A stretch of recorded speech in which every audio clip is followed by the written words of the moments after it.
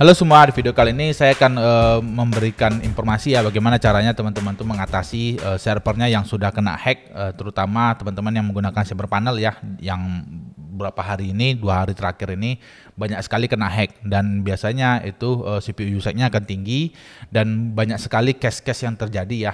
Kami udah banyak bantu beberapa member di Teknologi yang join kelas online kami atau yang nggak join, itu ada beberapa yang kami bantu, udah lebih dari 20 server ya kami fixkan, bantu perbaiki, dan itu gratis ya, nggak kena biaya. Jadi buat teman-teman yang mau join kelas online Teknologi nanti bisa join aja. Kalaupun teman-teman nggak join, nanti kalau ada masalah di cyber panelnya, teman-teman bisa diskusi ke saya atau ke grup juga, nggak masalah gitu. Jadi kita nggak ada biaya juga untuk fixkan masalah-masalah ini, karena cyber panel itu kan sebenarnya community ya, community itu saling bantu-bantu aja gitu, jadi nggak perlu kita cas. Tapi kalau ada yang ngecas untuk biaya fixkan ya nggak apa-apa juga, itu terserah masing-masing. Nah, di video ini kami mau share gimana sih step-stepnya teman-teman itu secara mandiri bisa mengatasi masalah cyber panelnya yang kena hack. Nah, untuk cyber panel yang kena hack itu biasanya di versi 235, 236, dan 237 ya. Nah, versi terbaru, paling baru di video ini dibuat, itu versinya 238. Sebenarnya kita kalau udah upgrade ke versi 238 itu harusnya sudah lebih aman ya. Tapi masalahnya gimana kalau misalnya server kita tuh sudah kena hack gitu, yang mengakibatkan kita tuh nggak bisa masuk SSH. Biasanya SSH-nya itu nggak bisa masuk, dan CPU proses itu seperti ini CPU-nya ada 5 core, teman-teman bisa lihat semuanya itu 100% gitu, 100%, dan ini menjalankan komen TMP KDF TMP FSI. Nah, gimana sih caranya kita mengatasi masalah yang seperti ini? Kalau teman-teman menghadapi masalah seperti ini, yang pertama teman-teman lakukan itu adalah kill proses PID-nya. Teman-teman di sini kan PID-nya 748337 ya. Teman-teman bisa kill ya, kill dengan cara kill strip 9 gitu. Nah, teman-teman masukin aja PID-nya 74848337. Nah, setelah teman-teman kill proses ID-nya, otomatis proses ID yang komen yang menjalankan TMP KDF TMP FS1 ini dia akan hilang.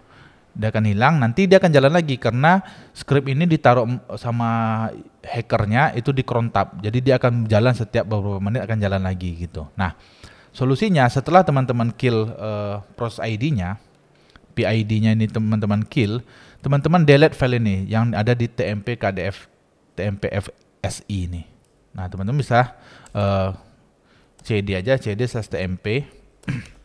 Lalu teman-teman rm aja, rm-rf, nama filenya apa? KDF, KDEF, TMP, FSI. Nah, teman-teman delete ya.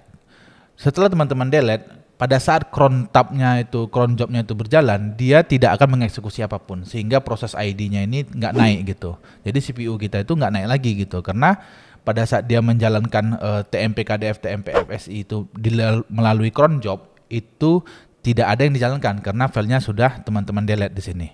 Nah, langkah selanjutnya teman-teman itu buka cron jobnya dengan perintah cron tab strip E ya. Nah, cron tab strip E. Lalu teman-teman delete, cari cron job yang mengarah ke TMP KDF TMPS ini. Atau kalau nanti teman-teman bingung, teman-teman hapus saja seluruh yang cron job yang ada di cron tab strip E itu. Jadi misalnya kalau teman-teman ini coba ya kita login ya. Kita coba login ke sini misalnya. Oke. Nah, di sini teman-teman bisa ketik cron tab strip E gini, enter. Nah, kalau muncul seperti ini teman-teman pakai aja editor nano ya, tekan aja 1 lalu enter. Nah, di sini nanti dia ada biasanya muncul tuh. Misalnya dia jalan setiap menit /tmp/ ini KDF apa tadi nih? Ini ya. VSI ini. Nah, seperti ini dia biasanya. Teman-teman tinggal delete aja nih. Delete, lalu teman-teman tekan Ctrl X, lalu Y, lalu enter. Pastikan di cron tabnya itu kosongin aja. Kalau saya bilang kosongin aja.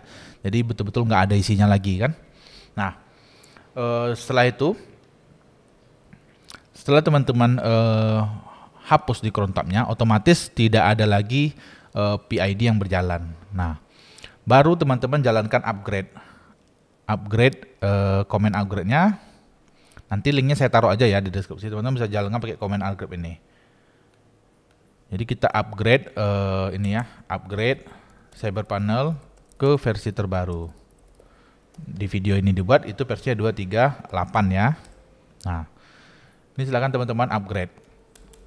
Nah, setelah teman-teman upgrade, jangan lupa teman-teman itu cek juga passwordnya. Password kalau teman-teman itu login VPS-nya pakai password, usahakan ganti passwordnya. Nanti untuk ganti password teman-teman ketik aja passwd gini. Jadi di VPS itu ketik aja passwd, lalu teman-teman masukkan password barunya. Nah, password barunya apa itu silakan teman-teman set sesuai kebutuhan teman-teman ya. Mau password apa gitu. Nah, jadi kita ganti password ya. Sini ganti password. Ganti password. Nah, kalau teman-teman itu pakai SSH key, berarti teman-teman cek lagi di sini kan .ssh. Nah, cari pastikan di sini yang di dalam .ssh ini tidak ada key punya orang lain gitu. Jadi kalau ada punya orang lain ya teman-teman delete gitu. Yang bukan punya kita delete. Biasanya sih hackernya yang cache yang kami perbaiki ini mereka tidak ada ya masukkan SSH key ya. Password juga mereka nggak ada ganti juga. Jadi mereka ini sebenarnya pakai script gitu. Nah, ini kalau yang punya kita ya. Kalau ada punya orang nanti teman-teman tinggal aja cek aja ada nggak yang punya key yang lain gitu. Yang ini key-nya nggak pernah kita masukin tapi ada di situ gitu. Kalau autentikasinya menggunakan SSH key. Kalau menggunakan password nanti teman-teman ganti passwordnya. Nah, ini case-nya macam-macam ya. Case-nya macam-macam. Ini kebetulan yang kami share ini dia menjalankan TMP KDF FSI. Ada juga dia menjalankan filenya itu namanya Kinsing. Ada juga yang namanya USD disk gitu, USD disk. Ada juga yang dia menjalankan BTC. Nah, kalau BTC dia tadi ditaruhnya di di /root ya, /root gitu. Jadi teman-teman hapus filenya. Jadi stepnya sebenarnya sama ya. Proses ID yang tinggi itu menjalankan apa? Itu teman-teman kill. Lalu teman-teman catat proses ID itu dia filenya itu di mana gitu. Contoh di sini kan dia ada di TMP KDF TMPSI. Nah, berarti teman-teman hapus filenya itu pakai rm-rf. Nah, setelah teman-teman hapus, teman-teman cek di cron jobnya, di cron tab strip E. Nah, karena dia pasti taruh di cron job supaya itu dijalankan terus-terusan gitu. Sehingga proses dari CPU kita ini full seperti ini. Karena dia berjalan terus kan. Jadi proses ID untuk file ini, eksekusi file ini akan banyak sekali. Nah, itu teman-teman delete. Setelah semua teman-teman delete, udah teman-teman kill proses ID-nya, udah teman-teman delete filenya, teman-teman hapus juga cron job-nya, baru teman-teman upgrade CyberPanel-nya. Setelah CyberPanel-nya teman-teman upgrade, teman-teman ganti password. Kalau autentikasi VPS-nya atau servernya menggunakan password. Kalau teman-teman menggunakan SSH key, pastikan di file SSH key-nya yang ada di directory /root/.ssh tidak ada SSH key punya orang lain. Jadi hanya punya kita aja.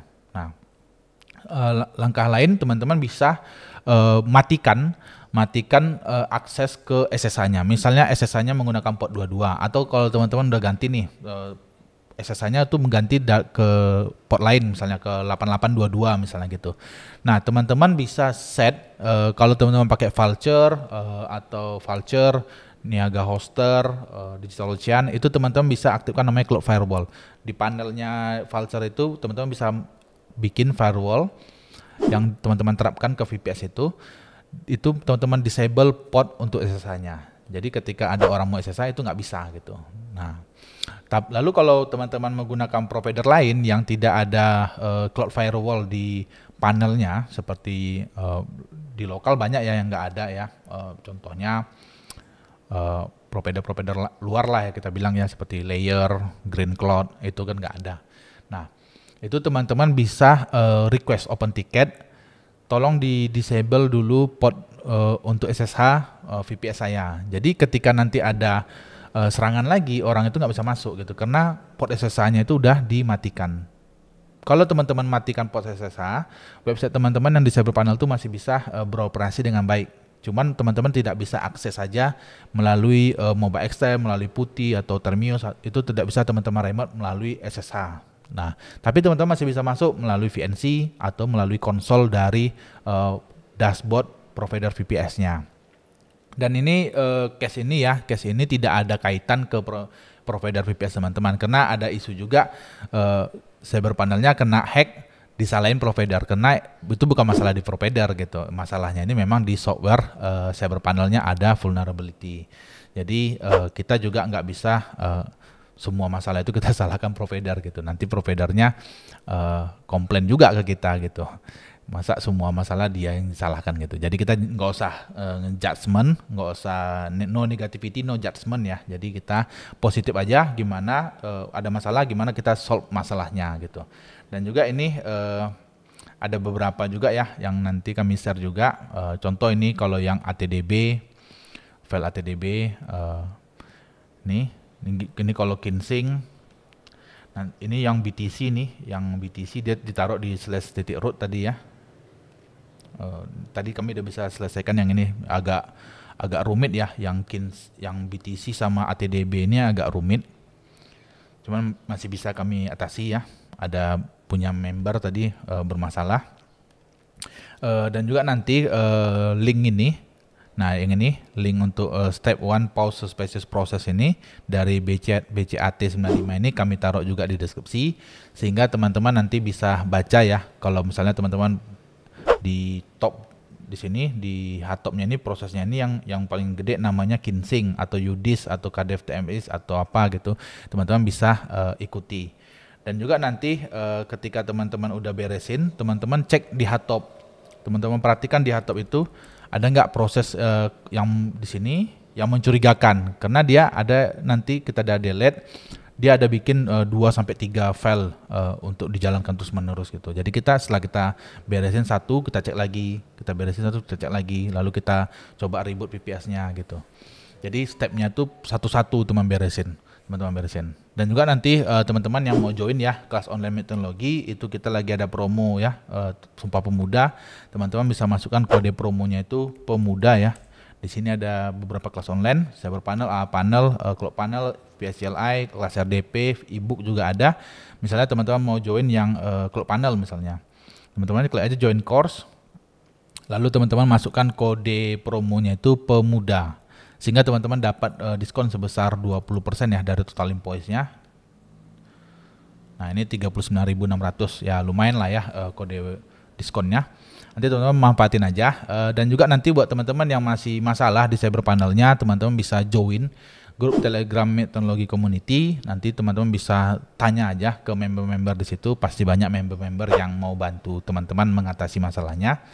Dan kalau ada yang minta biaya ya teman-teman oke, bayar-bayar aja gitu. Tapi kalau mayoritas sih nggak ada minta biaya ya, karena konsepnya community biasanya ada yang cas, ada yang nggak ngecas, itu sah-sah aja gitu. Jadi teman-teman nggak usah khawatir ya kalau ada yang ngecas sih kok dibayar gitu. Itu sih sah-sah aja gitu. Ada yang buka jasa, ada yang bantu sukarela, itu sah-sah aja. Oke, demikian ya video kita mengenai cara mengatasi cyber panel yang kena hack. Semoga kita terhindar terus ya dari serangan-serangan cyber seperti hacking seperti ini, karena sangat mengganggu bisnis kita. Oke, sampai ketemu lagi di video lainnya. Thank you guys.